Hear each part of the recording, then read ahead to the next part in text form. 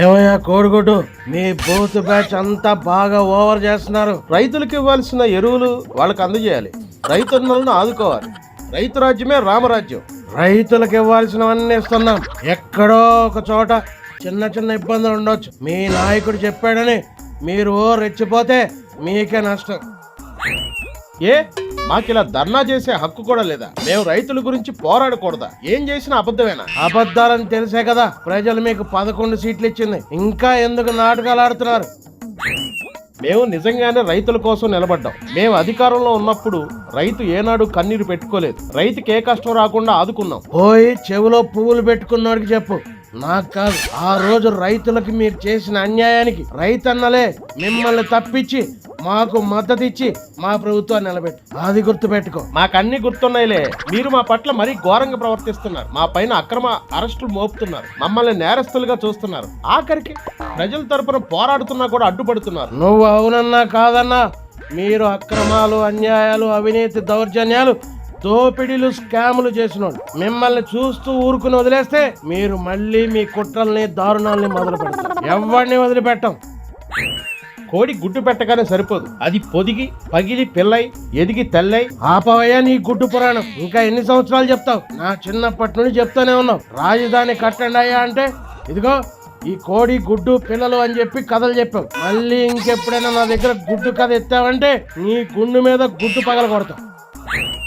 అబ్బా, ఇప్పుడు మీకు అధికారం ఉంది కాబట్టి ఏదైనా అంటారులే. మా జలగన్న అమాయకుడు, పేదల పక్షపాతి, మంచివాడు, మనసున్నవాడు, మానవతామూర్తి. కాపు నీ సుత్తి. అడ్డమైన తప్పుడు పనులన్నీ చేసి కేసుల్లో ఇరుక్కుని దొంగలా దొరికిపోయిన తర్వాత కూడా మీరు ఈ వేషాలు వేస్తుంటే అసలు మిమ్మల్ని ఏమనాలి? మా పార్టీలో ఎవరో ఒకరు తప్పు చేయొచ్చు. అంత మాత్రాన అందరినీ అలాగే చూస్తారా? ఎవడో ఒకడు చేయకుండా ఉంటాడేమో. మిగిలిన వాళ్ళందరూ తప్పు చేసిన వాళ్ళే, స్కాముల్లో ఇరుక్కున్న వాళ్ళే. చూస్తున్నావుగా లిక్కర్ స్కామ్ కేసులో ఒక్కొక్కరి పేరు ఎలా బయటకు వస్తుందో. ప్రభుత్వం మీది, ఎవరి పేరైనా బయటపడతారు. ఇవన్నీ కాదండి. ఇప్పుడు రైతులకి న్యాయం చేస్తారా చేయరా? నీకు ఆల్రెడీ ఫస్టే చెప్పా, మళ్ళీ చెప్తున్నా. రైతులకు ఎరువులన్నీ సక్రమంగా వెళ్తున్నాయి. ఎక్కడో ఒక చోట కొన్ని అనివార్య కారణాల వల్ల వెళ్ళకపోతే అక్కడికి కూడా పంపిస్తున్నాం. రైతులకు గిట్టుబాటు ధరలు ఇవ్వాలి. ముందు మీ బూత్ బ్యాచ్ నోరు మూసుకొని కూర్చోవాలి. నోరు తెరిస్తే ఒక్కొక్కరు తాట తీస్తాం. ఏం పిచ్చి పిచ్చిగా ఉందా? తమాషాలు చేస్తున్నారు. రాష్ట్రానికి శనిలా పట్టుకున్నారు. ఎన్నాళ్ళు ఇలా పట్టుకుని ఎలాడతారు? మాకు ఈ రాష్ట్రం అంటే ఎంతో ఇష్టం. మా జలగన్న నాయకత్వంలో మళ్ళీ మేము అధికారంలోకి వస్తాం. చక్రం తిప్పుతాం. మీ అందరి సంగతి చూస్తాం. ఇప్పటి వరకు మీ మెదడు మోకాళ్ళలోనే ఉందనుకున్నా. అది జారి అరికాళ్ళ నుండి కూడా కింద పడిపోయిందని నాకు అర్థమైంది.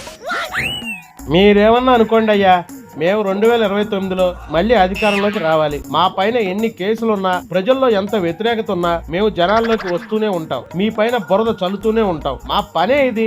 మేము సైలెంట్ గా ఉండే రాజకీయాల నుండి తప్పుకుంటే ఇంకా మా బ్రతుకు తెరివేది. దోచాల్సిందంతా దోచేశారు కదా.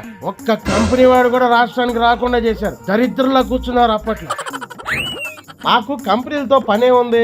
ప్రజలకి బటన్ నొక్కి డబ్బులు వేసాంగా. పావలా వేసి ముప్పావలా సొమ్ము మీరే నొక్కేశారు. ఖజానా మొత్తం ఖాళీ చేసి పారదొప్పారు. మేము అలాంటి వాళ్ళం కాదు. చీనవర్మే ఆ డైమండ్ రాని ఆడుదాం ఆంధ్ర అని చెప్పి కోటాను కోట్లు నొక్కేసింది. అవి ఆరోపణలే, రుజువు అవ్వాలి కదా. అన్నీ అవుతాయి. ఆ పందరోడు ఇళ్ల పట్టాలంటూ, రేషన్ బియ్యం స్మగ్లింగ్ అంటూ పిండి పారదొప్పాడు. ఏదో దొడ్డు బియ్యానికి కొంచెం కక్కుర్తి పడ్డాళ్లే. ఇక ఆంబోత్ సంగతి చెప్పక్కర్లేదు. ఎవడెవడిని బెదిరించి ఎంతెంత నొక్కేశాడో ఆయనకే తెలియదు. అధికారం అన్న తర్వాత అవి చేయకపోతే ఎలా? చేస్తారు. ఇక మీ జలగన్న అంటావా? సరే, ఎంత తక్కువ మాట్లాడితే అంత మంచిది.